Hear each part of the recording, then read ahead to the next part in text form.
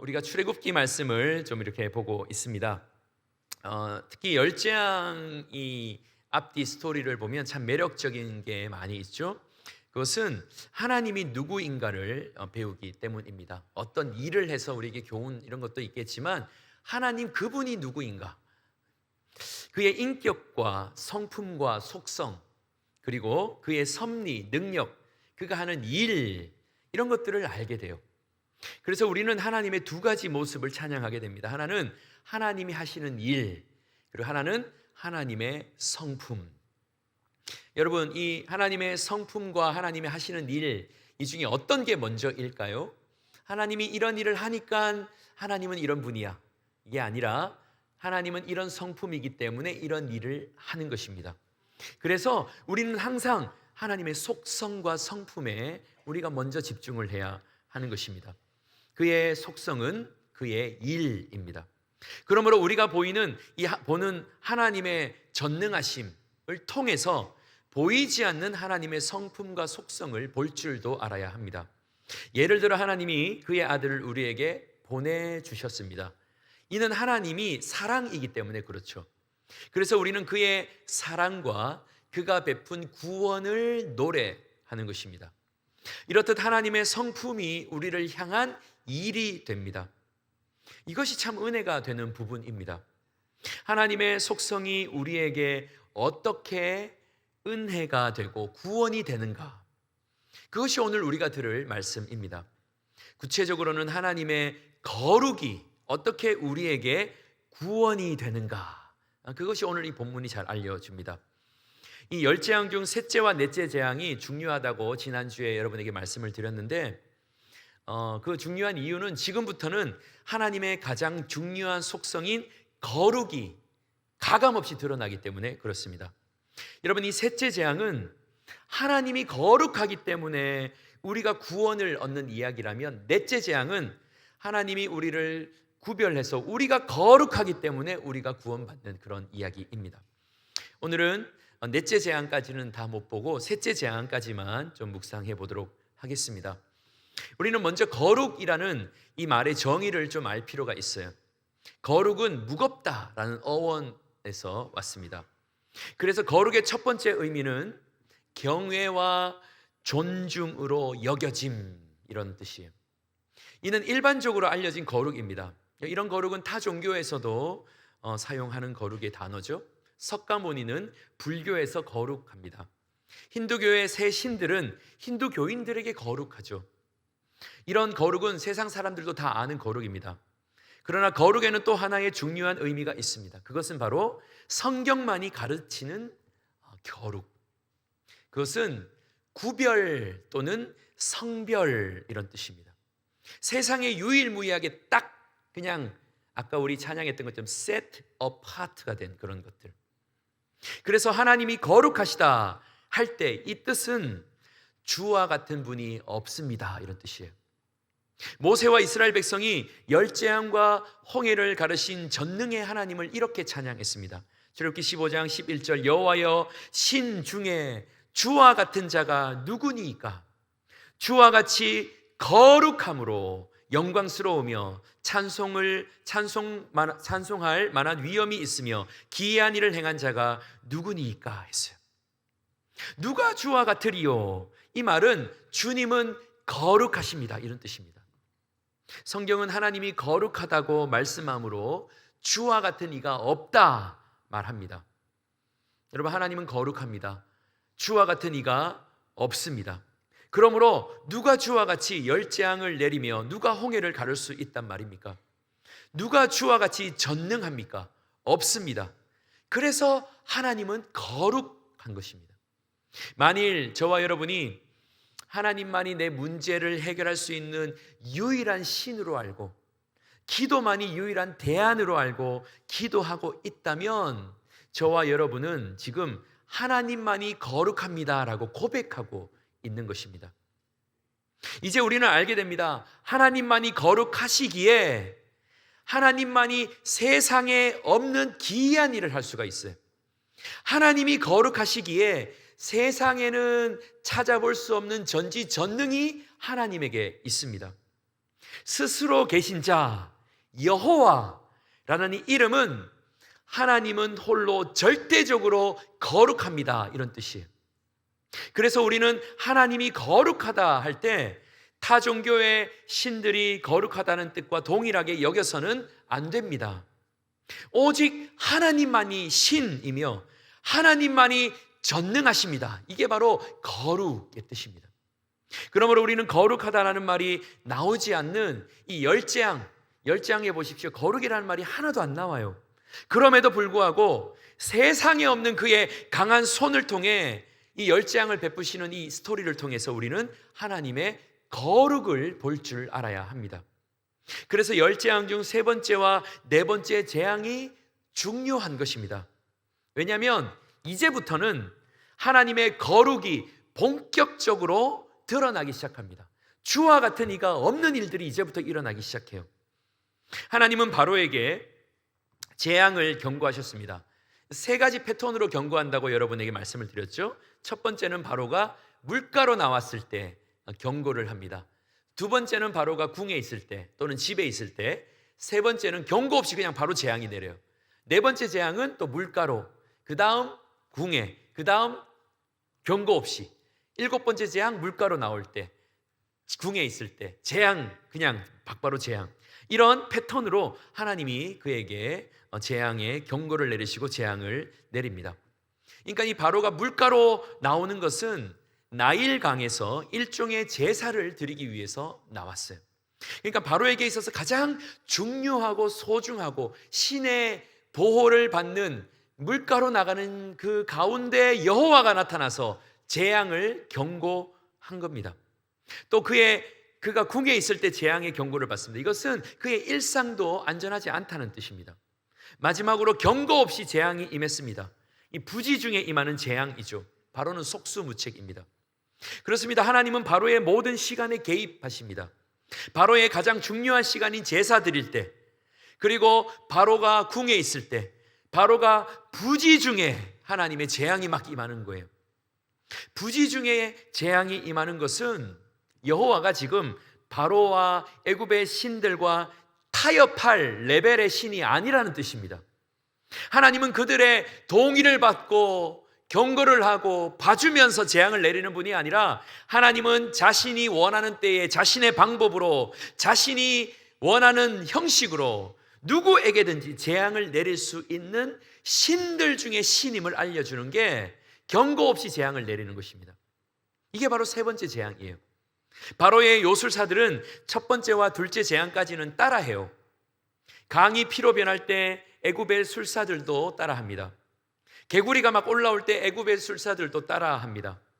그것이 요술인지 아니면 진짜 사탄의 능력인지 성경은 기록하고 있지 않지만 아마 사탄의 능력이었을 확률이 높아요. 그러니 바로는 첫째와 둘째 재앙까지는 여호와를 애굽의 신들과 다르지 않다고 생각해요. 왜냐하면 따라하니까. 여호와가 다르지 않은 것이죠. 여호와가 다르지 않기 때문에 바로의 눈에 여호와는 거룩하지 않은 것입니다. 그런데 세 번째, 바로에게 경고하지 않고 부지중 티끌이 1호 변해서 온 애굽을 덮칩니다. 이제부터는 요술사들이 따라하지 못해요. 8장 18절 19절에 보면 요술사들도 자기 요술로 그같이 행하여 일을 생기게 하려 하였으나 못하였고, 요술사가 바로에게 말하되 이는 하나님의 권능이니이다. 원어로 하면 하나님의 손입니다. 하였으나 바로의 마음이 완악하게 되어 그들의 말을 듣지 아니하였고 여호와의 말씀과 같더라 했어요. 이 바로가 지금은 꺾이지 않지만 네 번째 재앙부터는 그때 또 하나님의 거룩이 나타날 때 꺾이기 시작하죠. 여호와가 애굽의 신들과 이제부터는 구별되기 시작합니다.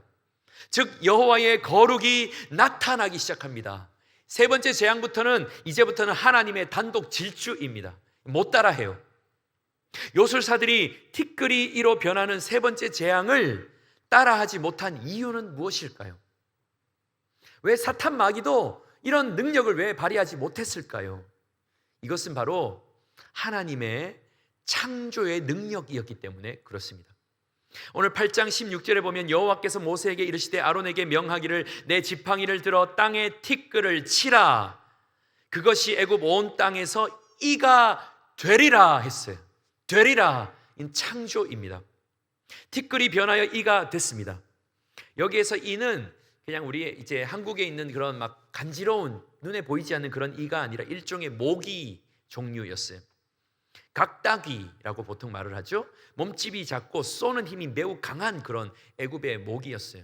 그러니까 사람과 짐승의 피부뿐만 아니라 이 살속까지 들어오고 코 속, 귀 속까지 침투해서 찌르는 그런 아주 큰 고통을 주는 그런 모기였어요.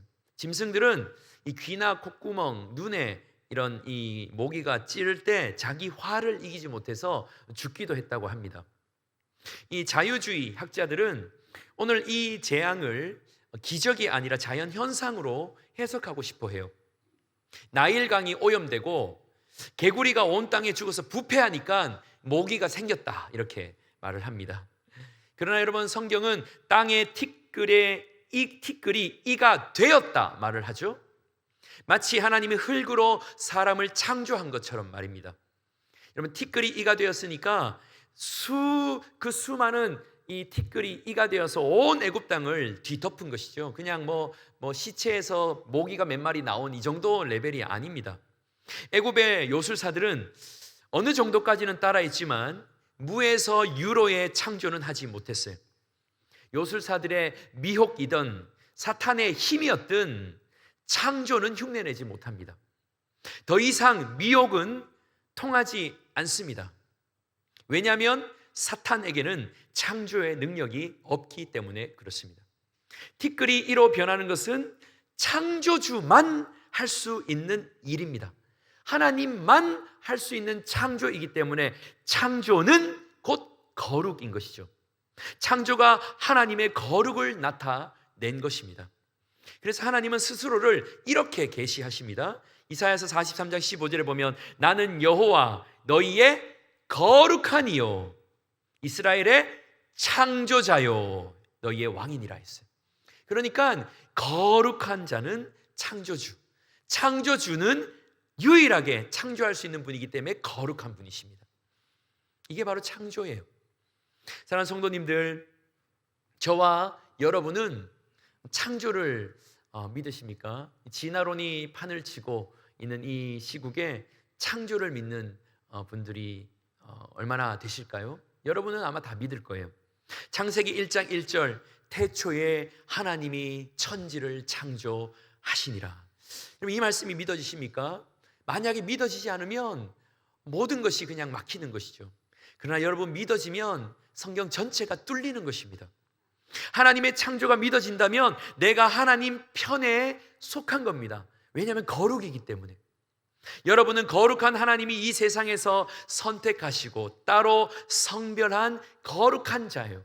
거룩한 자가 거룩한 하나님이 하는 창조를 믿는 것입니다. 때로 우리는 내가 구원받았는지 의심할 때가 있죠.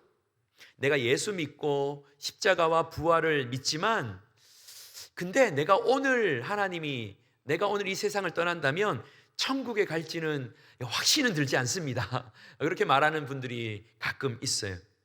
여러분, 그럴 때 질문을 좀 한번 바꿔보십시오. 나는 태초에 하나님이 천지를 창조하신 것을 믿는가? 한번 물어보십시오. 만약 이 질문에 여러분이 아멘 답할 수 있다면 나의 연약함으로 구원의 확신이 조금 약할 수는 있지만 그럼에도 불구하고 내가 예수 믿고 내가 정말 내가 죄인인 것을 고백하는데 내가 오늘 죽으면 천국 갈지는 잘 모르겠어요. 그러나 하나님이 창조한 것을 믿습니다. 여러분이 그렇게 말할 수 있다면 여러분은 구원받은 게 맞습니다. 창조론은 구원론이에요. 하나님이 선택하여 거룩하게 구별한 사람 외에는 하나님이 이 세상을 창조했다는 것을 믿지 못합니다. 하나님의 창조는 사탄이 따라하지 못해요. 그러나 우리가 하나님이 천지와 나를 창조했다는 것을 믿는다면 우리는 사탄의 종이 아니라는 뜻이에요. 하나님의 자녀라는 뜻입니다. 저는 오늘 이 말씀을 통해 하나님의 창조를 믿는다면 저와 여러분 모두가 거룩하신 하나님 편에 선 것임을 확신하고 구원받았음을 믿는 은혜가 있게 되기를 주님의 이름으로 축원드립니다.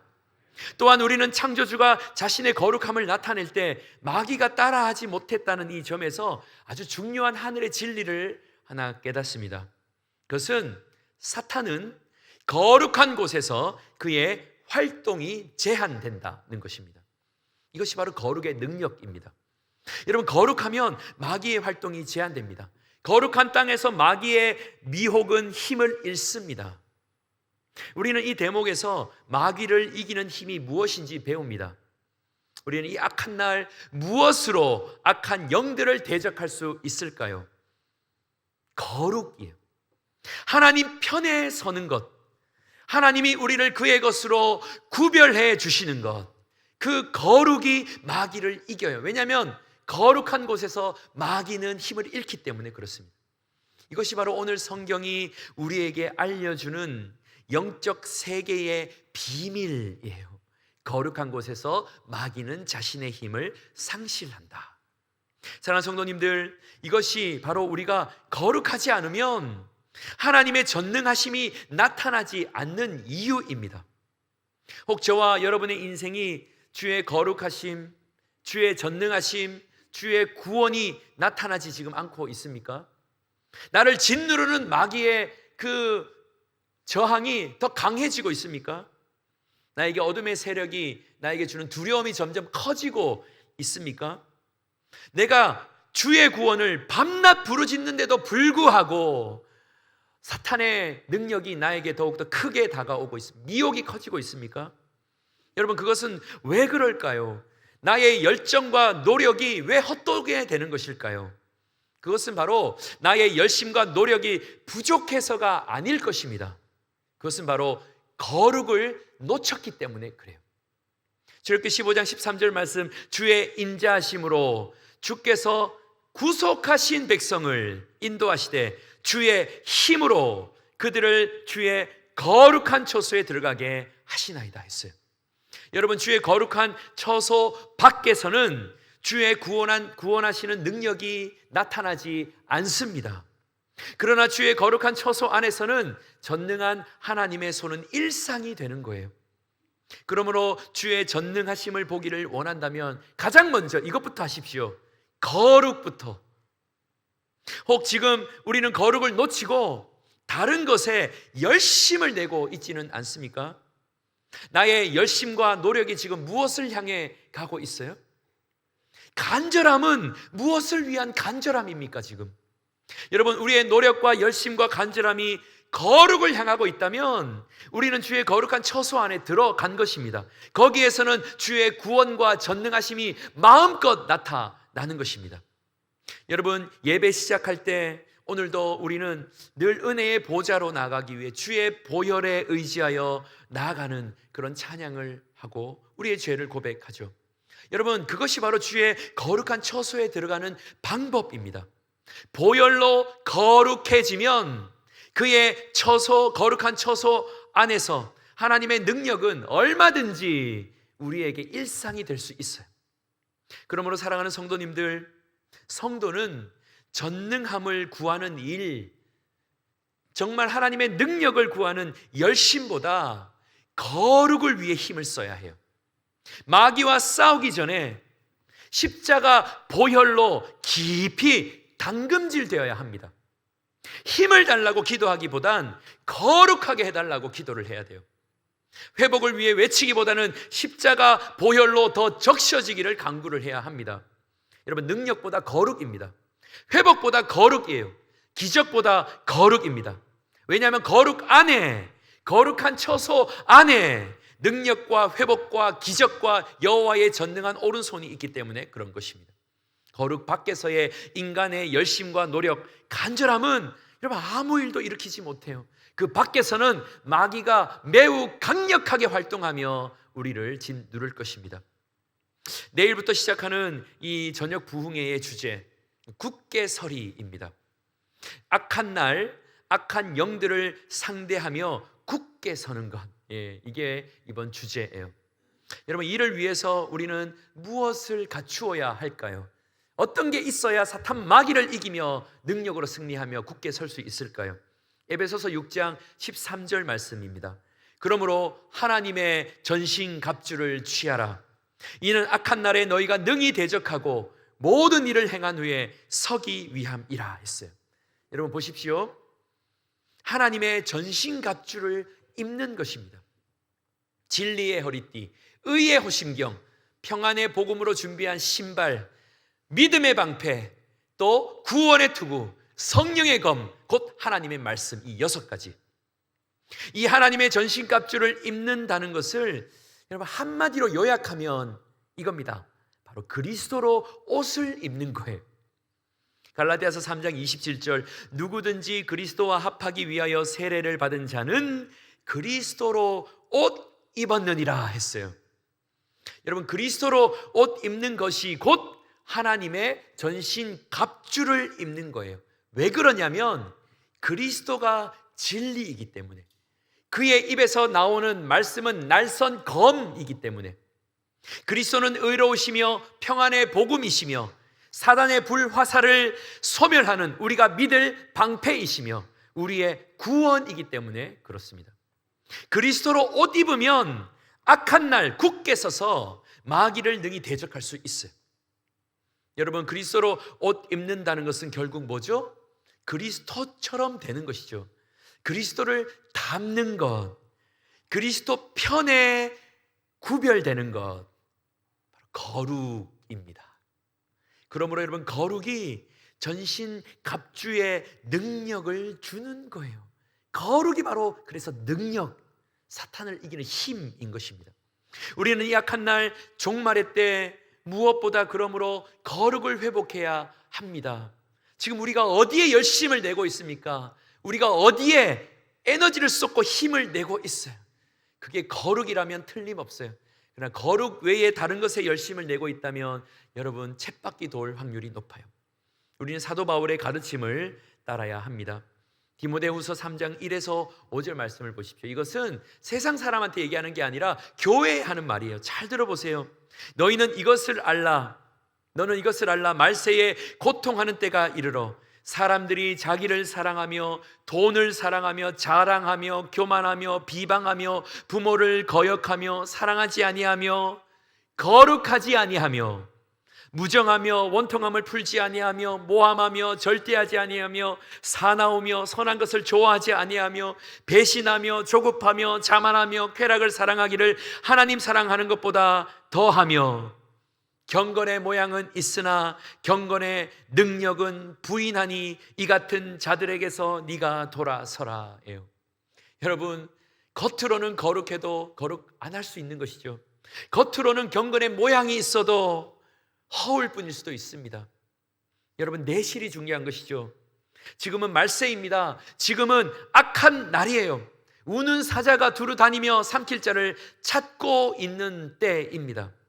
여러분 이때의 살 길은 거룩이에요. 악한 영들을 상대할 전신갑주이신 그리스도로 옷을 입는 것입니다. 거룩한 처소에 그럼 안에 들어가는 것이죠. 여러분 그러므로 이 악한 날에 마귀가 얼마나 강한지 여러분 그런 거 묵상할 필요 없어요. 나를 짓누르는 어둠의 권세가 너무 커요. 여러분 그런데 여러분 묵상하지 마십시오. 내 인생의 고난과 문제가 너무나 심각해요. 여러분 그 고민은 하지 마십시오. 우리가 고민해야 될 것은 이거예요. 나는 지금 그리스도로 옷을 입고 있는가? 나는 지금 얼마나 거룩한가? 내가 선 곳은 거룩한 처소 맞는가? 여러분 이 문제로 밤낮 고민하며 여러분 골몰을 앓으며 하나님 앞에 엎드려야 하는 것입니다. 이게 중요한 거예요. 왜냐하면 거룩할 때 사탄은 힘을 잃기 때문에. 저는 우리 모두가 이번 부흥회를 통해서 하나님의 전신갑주이신 그리스도로 옷 입고 거룩의 능력으로 마귀의 공격을 무력화하며 성령의 검 곧 하나님의 말씀으로 마귀의 급소를 찔러 승리하게 되는 저와 여러분들 다 되시기를 예수님의 이름으로 축복합니다. 또한 우리는 오늘 말씀에서 하나님이 선택하고 구별한 거룩한 성도에게는 어떤 특징이 있는지를 배우게 됩니다. 그것은 바로 현실을 보는 눈이 아니라 약속을 듣는 귀로 사는 것입니다. 거룩은 눈이 아니라 귀로 사는 거예요. 바로 모세와 아론의 이야기입니다. 오늘 우상을 따르는 요술사들과 거룩한 바울의 모세의 차이를 한번 보십시오.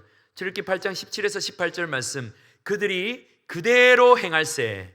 이것은 아론과 모세죠. 아론이 지팡이를 잡고 손을 들어 땅에 티끌을 치매 애굽 온 땅의 티끌이 다 이가 되어 사람과 가축에 오르니. 18절에 요술사들도 자기 요술로 그같이 행하여 이를 생기게 하려 하였으나 못하였고. 자, 여러분, 모세도 그대로 행할세. 요술사들은 요술로 그같이 행하여. 같이 보이죠? 그럼 여러분, 차이가 여러분 보이십니까? 요술사들은 모세의 기적을 눈으로 보고 눈으로 본 그것을 그대로 흉내를 냈어요. 그러니까 눈으로 본 것을 그대로 행했습니다. 그러나 모세와 아론은 눈으로 보고 따라할 기적이 없어요.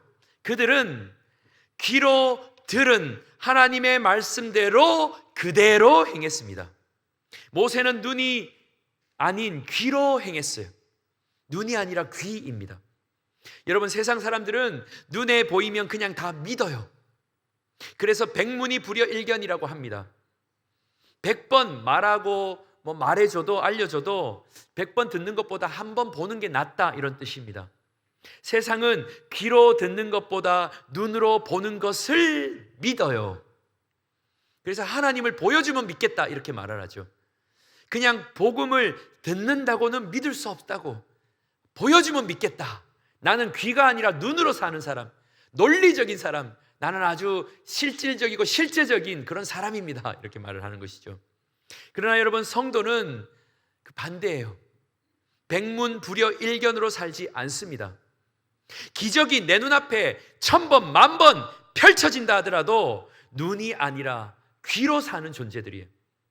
눈에 보이는 현실보다 귀로 듣는 말씀을 더욱 현실로 여기는 자, 눈이 아니라 귀예요. 여러분, 이게 사실 영적 실력입니다. 눈에 보이는 현실이 아니라 귀로 들린 말씀대로 행하는 게, 그게 바로 재앙에서 승리하는 비결이에요. 오늘도 저와 여러분에게 일어난 고난이 있습니까? 나에게 인생의 부도가 났어요. 여러분, 그 부도는 현실이잖아요. 팩트입니다. 허상이나 신기루가 아니에요. 내가 질병에 걸렸어요. 그건 팩트입니다. 이 아픔은 그냥 누가 뭐라 해도 사실이에요. 그러나 여러분, 이 사실에 눈에 보이는 이 팩트 때문에 그대로 팩트대로 행하지 마십시오. 부도 났다고 해서 내 인생이 절망한 것처럼 행하지 말라는 거예요. 내가 아프다고 해서 내 영혼까지 절망하지 말라는 겁니다. 팩트대로 행하지 말라는 거예요. 여러분, 성도는 눈에 보이는 팩트대로 행하지 않습니다. 성도는 팩트가 아닌 팩트 이면에 있는 진실과 진리대로 행합니다. 여러분, 팩트는 아무런 도움이 되지 못해요. 보이는 팩트에 속지 마십시오. 들리는 진리로 사십시오. 팩트를 보는 눈을 감고 하늘의 음성을 듣는 귀를 여러분 여셔야 해요. 홍해는 눈에 보이는 팩트예요. 이스라엘 백성을 절망에 빠뜨리는 홍해, 그것은 누가 뭐라 해도 신기루가 아닙니다. 그게 사실이에요. 그러나 여러분, 홍해 안에 눈에 보이지 않는 길이 있어요. 여러분, 그 길은 눈으로 보이지 않고 하나님으로부터 들음으로 알게 되는 길이에요. 여러분, 내 자녀가 지금 당장 부모의 근심일 수 있어요. 내 자녀가 육신적 질병 가운데 아파할 수도 있습니다. 팩트예요. 이게 사실입니다. 눈에 보이는 사실. 그러나 여러분, 그럴 때 성도는 눈을 감아야 합니다. 눈을 감고 하나님이 내 자녀를 얼마나 사랑하시는지 그의 음성을 귀로 들어보십시오. 지금 눈에 보이는 걱정이 팩트이지만 내 자녀의 진짜 부모이신 하나님이 그들을 얼마나 아끼시는지 이 진리가 여러분에게 안심을 줄 거예요. 눈에 보이는 팩트대로 행하지 마시고 눈을 감고 하나님이 말씀해 주시는 진리대로 행하십시오. 그게 정답입니다. 우리의 눈은 잘 속습니다. 여러분, 눈을 너무 신뢰하지 마십시오. 가나안의 12정탐꾼 중 10명은 그 땅을 눈으로 평가했어요. 민수기 13장 32에서 33절, 이스라엘 자손 앞에서 그 정탐한 땅을 악평하여 이르되 우리가 두루 다니며 정탐한 땅은 그 거주민을 삼키는 땅이요 거기서 본 모든 백성은 신장이 장대한 자들이며 거기서 네피림 후손인 아낙 자손의 거인들을 보았나니 우리는 스스로 보기에도 메뚜기 같으니 그들이 보기에도 그와 같았을 것이라. 이 철저하게 눈에 보이는 팩트대로 행하는 자들이에요. 불평한 자들은 눈에 보이는 팩트와 현실 때문에 그 땅을 차지하게 될 것이라는 진실을 듣지 못했어요. 여러분, 이렇게 성도가 눈으로 살면 누릴 복을 못 누립니다. 여러분, 2년 걸릴 일 40년이 걸려요. 귀가 아닌 눈으로 살았기 때문에 그렇습니다. 이게 얼마나 큰 낭비입니까? 여러분, 여호수아와 갈렙은 달랐습니다. 그들은 현실 앞에서 안악자손 이런 거 그냥 눈을 감았어요. 그리고 하나님이 무엇라 말씀하는지 귀를 열었습니다. 눈에 보이는 팩트가 아닌 귀로만 들을 수 있는 진실을 듣고자 한 거예요. 민수기 14장 8절 말씀, 다만 여호와를 거역하지 말라, 또 그 땅 백성을 두려워하지 말라, 그들은 우리의 먹이라. 옛날 성경에는 우리 밥이라. 그들의 보호자는 그들에게서 떠났고 여호와는 우리와 함께 하시느니라. 그들을 두려워하지 말라, 이렇게 말했어요. 여호수아와 갈렙은 현실은 문제가 되지 않는다고 말합니다. 왜냐하면 그들은 눈에 보이는 현실을 보지 않고 보이지 않는 하나님의 말씀을 들었기 때문에 그렇습니다. 여호와는 우리와 함께 하시느니라. 여러분, 이런 고백은 봐서 아는 게 아닙니다. 들어서 아는 거예요. 현실로, 팩트로 깨닫는 진리가 아닙니다. 눈을 감고 하늘의 음성을 들어야지만 아는 진리, 여호와는 우리와 함께 하시느니라. 이 진리대로 여호수아와 갈렙은 가나안 땅을 취하려고 한 것입니다. 우리 가운데 혹 눈썰미가 좋은 분들 계신지 모르겠습니다. 잘 보는 분들 계십니까? 현실을 아주 빨리 파악해서 그에 대한 대안이 착착착 나오는 분들 계신지 모르겠어요. 너무 눈썰미가 좋아서 기도하기도 전에 이미 대안이 착 나오는 그런 사람들 계신지 모르겠습니다. 아마 세상 직장에서는 아주 인정받을 것 같아요. 그러나 여러분, 교회나 하나님의 나라에서는 성도는 그럴 때일수록 눈을 감아야 합니다. 눈에 보이는 10개 중 9개는 여러분 그냥 보지 마십시오. 대신 주의 음성의 귀를 열어야 합니다. 그럼에도 불구하고 나는 꼭 봐야겠습니다. 나는 내 눈으로 봐야지만 알겠습니다. 끝까지 우기는 분들 계시다면 욥이 본 것을 보십시오. 욥기 42장 5절 말씀, 내가 주께 대하여 귀로 듣기만 하였사오나 이제는 눈으로 주를 배움나이다. 여러분, 우리의 눈으로는 주님만 보아야 합니다. 그리고 나의 현실에 대해서는 눈을 감고 오직 말씀을 듣기를 바라요. 눈에 보인 대로 행동하지 마시고 들린 대로 행동하십시오. 여러분, 마귀는 현실을 눈으로 확인해 보라고, 눈을 뜨라고 자꾸 말을 합니다. 그때 성도는 눈을 감아야 합니다. 여러분, 눈을 감음으로 거룩으로 들어가야 해요. 시편 60편 6절 말씀, 이 말씀이 진실로 중요합니다. 잘 보십시오. 하나님이 그의 거룩하심으로 말씀하시되, 여러분, 이 말씀 그냥 훅 지나가면 안 됩니다. 거룩하심으로 말씀한다. 이 말이 뭘까요? 이 말씀은 현실을 보는 눈은 감고 말씀을 듣는 귀를 열면 거룩해진다라는 그런 뜻이에요. 거룩하심으로 말씀하기 때문에 그렇습니다. 그 말씀을 내가 귀를 열고 들으면 내가 거룩해지는 거예요. 그러므로 성도가 눈을 감고 귀를 열면 거룩한 처소 안으로 들어가는 것입니다. 그렇습니다, 여러분. 이것이 바로 매우 중요한 하늘의 진리예요.